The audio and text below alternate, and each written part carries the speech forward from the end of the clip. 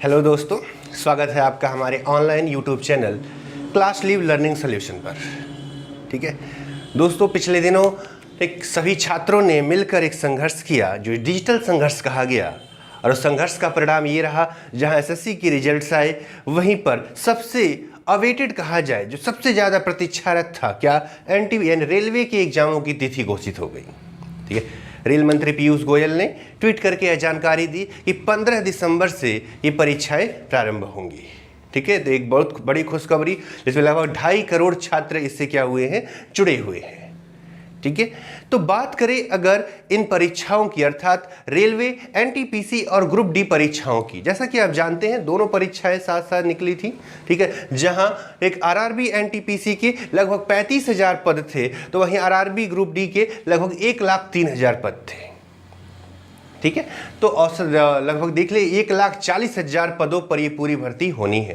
ठीक, तो दोनों देखिए, अगर देखा जाए तो ऐसा तो हो नहीं सकता है कि बहुत सारे विद्यार्थी ऐसे हैं जो ग्रुप डी भी उन्होंने डाला है और एनटीपीसी भी डाला है, तो क्या दोनों की अलग अलग तैयारी करेंगे? एक बार ग्रुप डी खत्म करेंगे, एक बार एनटीपीसी खत्म करेंगे? ठीक है, ऐसा नहीं है, क्योंकि अधिकतर जो सिलेबस है वो उन दोनों का क्या है, एक ही जैसा है। ठीक है, कैसा है, एक ही जैसा है।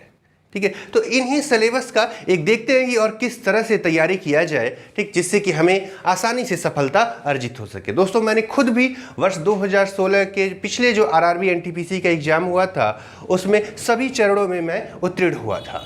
ठीक, चलिए तो बात करते हैं इन परीक्षाओं की। तो हम देखते हैं, एक तरफ हम आरआरबी एनटीपीसी लिख दिए और एक तरफ आरआरबी ग्रुप डी लिख दिए हैं। एनटीपीसी 90 मिनट में 100 प्रश्न करने हैं, ग्रुप डी में भी वही है, 90 मिनट में 100 प्रश्न करने हैं। यहां पर खंडों का वितरण में थोड़ा सा असमानता है, लेकिन मोटे तौर पर एक ही जैसा है। जैसे देखते हैं, पहला सेक्शन है मैथ। ठीक है, तो आरआरबी एनटीपीसी में पहला सेक्शन है मैथ, जो कि कितने नंबर का है, 30 का। कितने नंबर्स का है, 30 नंबर का। वहीं पर ग्रुप डी में यह कितने नंबर का है, 25 का। ऐसा क्यों? क्योंकि इसके साथ क्या आता है, जनरल साइंस 25 का आता है।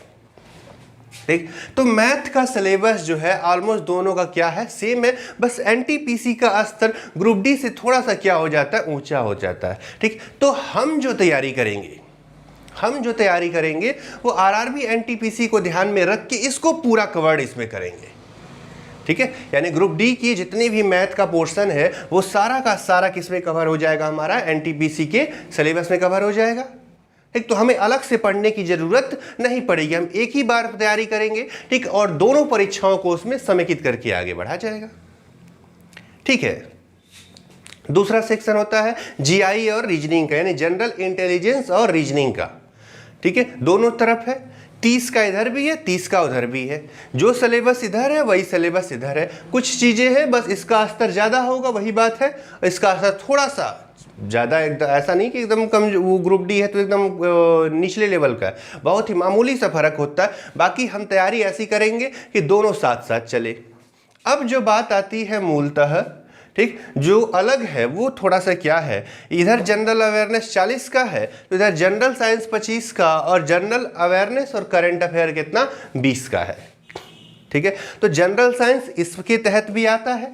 ठीक है, इसमें कुल लगभग 20 से 21 पॉइंट्स हैं।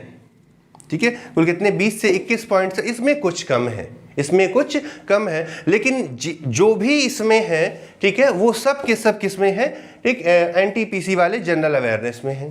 ठीक है, तो हम इसको इस तरह तैयार करेंगे कि इसका पूरा सिलेबस हमारा इसमें क्या हो जाएगा, कवर्ड हो जाएगा। इसका पूरा सिलेबस जो है इसमें कवर्ड हो जाएगा। ठीक है, देखते हैं, ठीक, इस अब पूरे को, ठीक है, अब जनरल अवेयरनेस सेक्शन को दोनों को अलग अलग करके देखते हैं कि इसका कौन सा हिस्सा इसमें है। ठीक है, ठीक, अब दोनों को अलग अलग करके देखते हैं। इसको रब करके फिर से एक बार बनाता हूं।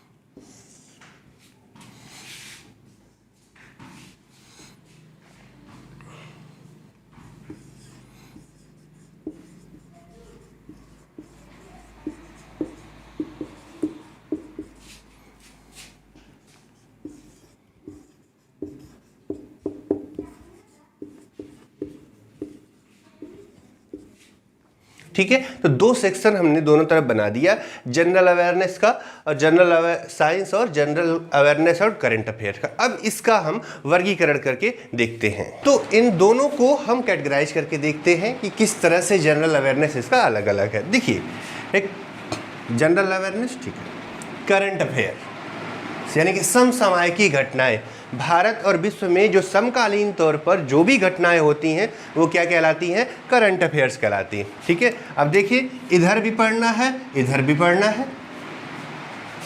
ठीक है, भारत की कला और संस्कृति यानी कि भारत में कौन कौन सी कलाओं का विकास हुआ, क्षेत्रीय संस्कृति, राष्ट्रीय संस्कृति, इसके बारे में। तो यहाँ पर भी क्या है, संस्कृति है जिसे पढ़ना है हमें। ठीक, भारतीय साहित्य, ठीक, इसमें हमने कहा कुछ चीज़ें उसमें कम है, इसमें क्या है, ज़्यादा है। इसका देखते हैं, सामान्य जागरूकता, विज्ञान और प्रौद्योगिकी यानी कि सामान्य, ठीक, जनरल साइंस के अतिरिक्त जो सामान्य विज्ञान के सवाल है और प्रौद्योगिकी का विकास कैसे हो रहा है, तो उसी प्रकार कुछ देखें, वैज्ञानिक विकास, वैज्ञानिक विकास, व्यक्ति विशेष, ठीक है, यहाँ पर देखिए भारत और विश्व की प्रसिद्ध हस्तियाँ, ठीक, अर्थशास्त्र, राजनीति विज्ञान, अन्य महत्वपूर्ण विषय। ये अन्य महत्वपूर्ण विषय कुछ अलग नहीं है, इसी में से है। ठीक है, और इसके अतिरिक्त कुछ बेसिक सब्जेक्ट जो हर एग्जाम में होते हैं वो आप जानते ही हैं कौन कौन से होते हैं। ठीक है, यहाँ पे मैं इसको रब करके लिख दे रहा हूँ। ठीक है, जो बेसिक सब्जेक्ट्स हमारे होते हैं वो तो आप जानते ही हैं, हिस्ट्री, पॉलिटी, ज्योग्राफी। एक तो हो जाता है इतिहास, ठीक है, तो यहाँ भारत का इतिहास और स्वतंत्रता संग्राम पढ़ेंगे। ठीक है, दूसरा क्या होता है, पॉलिटी यानी कि संविधान और गवर्नेंस पढ़ेंगे। और तीसरा क्या होता है, जियोग्राफी यानी कि भूगोल पढ़ेंगे। ठीक है, चौथा क्या है, इकोनॉमिक्स यानी कि अर्थशास्त्र पढ़ेंगे। और फिर आता है हमारा सामान्य विज्ञान। ठीक है, जो इधर भी है, दोनों तरफ है। ठीक है, उधर भी है और इधर भी है।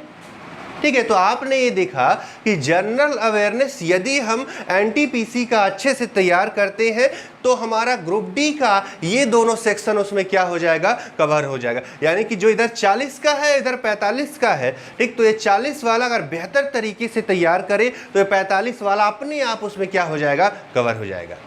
ठीक है, अपने आप। सिर्फ यही 40-45 नहीं, जबकि आने वाले यूपीएसआई परीक्षा के लिए भी ये उतना ही क्या है, महत्वपूर्ण है। क्योंकि हम पॉलिटी पढ़ रहे थे, ठीक है, हम इतिहास पढ़ेंगे, भूगोल पढ़ेंगे, ठीक, इकोनॉमिक्स पढ़ेंगे। इस सारा सब्जेक्ट तो सभी एग्जामों में होता है। तो कोई भी आने वाली एग्जाम हो, सबके लिए हमारा जनरल अवेयरनेस क्या होगा, उपयोगी होगा। लेकिन यहाँ हमारी परीक्षा है रेलवे की, तो दोनों परीक्षाएं, दोनों सेक्शन इसमें पूरी तरह से क्या हो जाएंगे, हमारे कवर होंगे। ठीक है, दोनों सेक्शन पूरी तरह से इसमें क्या होंगे, कवर होंगे। तो यानी हमें इसके लिए अलग से पढ़ने की ज़रूरत नहीं है। ये वाला सेक्शन हम इतना बढ़िया तरीके से पढ़ाएंगे और पढ़ेंगे, ठीक है, कि जिससे कि आपको इसके लिए अलग से कुछ करना नहीं होगा। ठीक है, दोनों परीक्षाओं के विद्यार्थी दोनों के साथ साथ आप चाहे तो अध्ययन कर, सिर्फ इन्हीं दोनों नहीं। हमने बीच में क्या कहा, यूपीएसआई परीक्षा जो कि आसपास ही प्रस्तावित होगी दिसंबर से जनवरी में, उस परीक्षा का भी तैयारी हमारी साथ साथ ही क्या होगी, चलती रहेगी। ठीक है, तो आरआरबी, एनटीपीसी और आरआरबी ग्रुप डी परीक्षा का एक विवरण हमने देखा। ठीक है, एक और चीज़ यहाँ जान लीजिए, ठीक है, कि परीक्षा होती कैसी है। तो परीक्षा जो है कंप्यूटर बेस्ड होती है, इसीलिए क्या कहते हैं, सीबीटी बोलते हैं, कंप्यूटर बेस्ड टेस्ट बोलते हैं। क्या बोलते हैं उसको, सीबीटी बोला जाता है, सीबीटी। ठीक है, सीबीटी 1, सीबीटी 2। ठीक, जहाँ पर एनटीपीसी में 2 स्तर का होता है तो ग्रुप डी में 1 ही स्तर का होता है। एनटीपीसी की बात करें तो सीबीटी 1 होता है, ठीक, यानी कि प्री जैसा है, जिसे क्या कहा लिया जाए, प्री। सीबीटी, अगर सीबीटी 1 उत्तीर्ण होंगे, ठीक है, तब आपको कहाँ मिलेगा, कौन सा एग्जाम देना होगा, सीबीटी 2 देना होगा, जो कि इसी तरह से है। बस वहाँ जनरल अवेयरनेस वाला सेक्शन 50 नंबर का हो जाता है, कुल संख्या 120 हो जाती है। प्रश्नों की संख्या कितनी हो जाती है, 120। जनरल अवेयरनेस 35 और 50 और बाकी दोनों सेक्शन 35-35।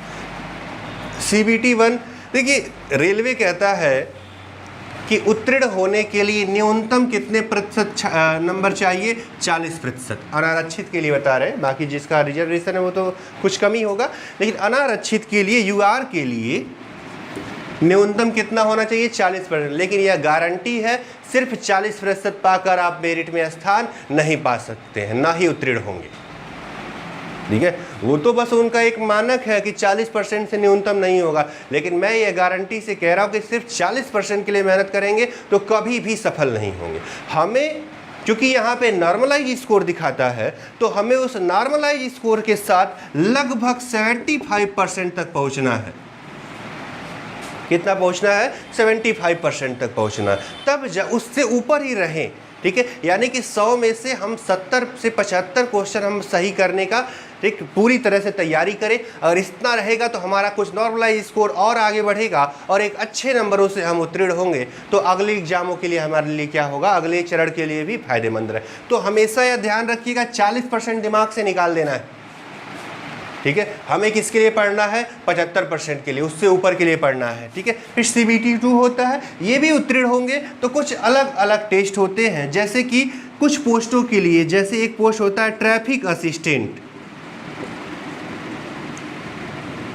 ठीक है, और एक होता है ASM असिस्टेंट स्टेशन मास्टर। तो इनके लिए हमको एक साइको टेस्ट यानी कि कंप्यूटर बेस्ड एप्टीट्यूड टेस्ट देना होता है, CBAT बोलते हैं इसे। ठीक है, क्या देना पड़ता है? साइको यानी कि CBAT computer based aptitude test, क्योंकि कुछ बैटरियों का होता है, प्रत्येक बैटरी में क्या होना होता है? उत्तीर्ण होना होता है। जबकि अन्य पोस्टों के लिए हमें क्या देना होता है? टाइपिंग टेस्ट देना होता है। जबकि कुछ पोस्ट सीधे बिना इन दोनों के सीधे हमारी इस पर मेरिट पर क्या हो जाते हैं? बन जाते हैं। ठीक, तो ये प्रक्रिया होती है किसमें? RRB NTPC में। जबकि ग्रुप D में एक ही स्तर की परीक्षा होती है, तो CBT 1 होती है।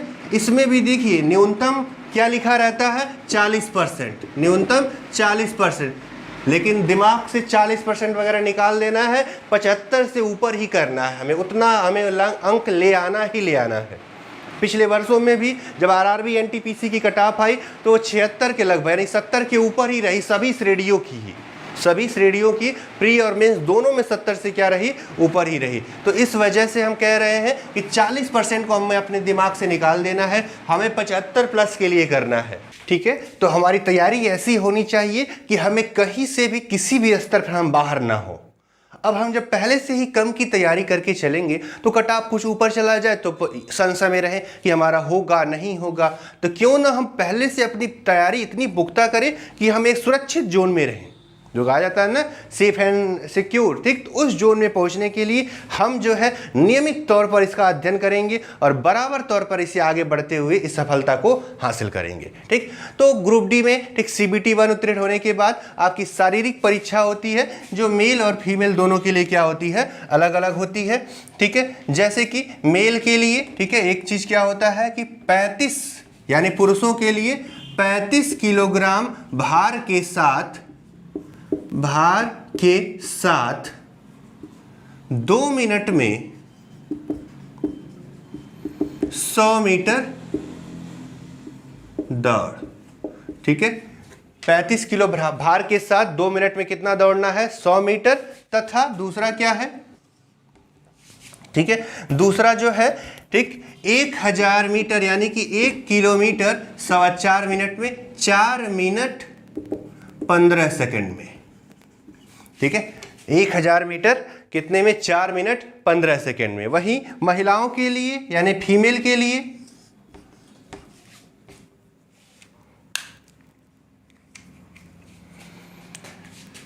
ये जो भार वाला है वो 20 kg हो जाता है, 20 kg। ठीक है, 100 मीटर। ठीक, समय कितना है? 2 मिनट। ठीक है, वहाँ 35 kg था, यहाँ कितना हो गया? ठीक है, 20 kg। दूसरा क्या होता है? 1000 मीटर रेस। ठीक है, 5 मिनट 40 सेकेंड में। ठीक है, कितने में? 5 मिनट 40 सेकेंड में। ठीक है, तो ये जो है दोनों परीक्षाओं का प्रारूप है जो हमने जाना कि NTPC और ग्रुप D की हम तैयारी कैसे करें। तो हम बेसिक तौर पर इन सभी विषयों को मजबूत करते हुए बारी बारी संपूर्ण अध्ययन करेंगे। यह भी ध्यान दें, जो GA या जो मैथ जो रीजनिंग हम पढ़ रहे हैं ऐसा नहीं है कि अन्य एग्जामों में काम नहीं आएंगे। ठीक, समकालीन तौर पर ठीक आसपास में जितने भी एग्जाम होंगे या फॉर्म भरे जाएंगे सबके लिए क्या है? महत्वपूर्ण है। तो UPSI वाले छात्र ऐसा न समझें कि उन्हें अलग किया जा रहा है। ठीक है, तो उनकी भी तैयारी साथ साथ ही क्या होती रहेगी? चलती रहेगी और बेहतर तरीके से हम इन परीक्षाओं में उत्तीर्ण होकर सफलता अर्जित करेंगे। ठीक है। तो इस तरह से हम इन दोनों सेक्शन में और अन्य परीक्षाओं को साथ साथ लेकर चलेंगे। जनरल अवेयरनेस का सेक्शन कुछ थोड़ा सा डिफरेंट था जो हमने आपको दिखाया, उस डिफरेंट को भी हम ऐसा करेंगे कि आपको लगेगा ही नहीं कि हमारी तैयारी में कोई कमी रह गई, चाहे ग्रुप डी हो, चाहे वह रेलवे हो, एनटीपीसी हो, चाहे वह यूपीएसआई हो। ठीक है, तो चलिए तो इसकी शुरुआत करते हैं। ठीक, हम एनटीपीसी और ग्रुप डी का एक बैच शुरू कर रहे हैं। ठीक, 11 दिसंबर से, जो बिल्कुल फ्री ऑफ कास्ट है, कोई भी चार्ज नहीं है, यूट्यूब पर अवेलेबल है। ठीक है, हमारे चैनल पर अवेलेबल रहेगा। ठीक है, नियमित तौर पर वीडियोज पढ़ेंगे, आप उसे नियमित तौर पर नोट्स बनाएं, उसे समझें, परखें और पढ़ें और ज़्यादा से ज़्यादा लोगों तक पहुँचाने का प्रयास करें। ठीक है, ये बिल्कुल फ्री है, कोई अलग से कॉस्ट इसका हम नहीं ले रहे हैं। ठीक, कोई अलग से इसका चार्ज हम नहीं ले रहे हैं। ठीक, तो इसे ज़्यादा से ज़्यादा लोगों तक पहुंचाने का प्रयास करें। एक धन्यवाद।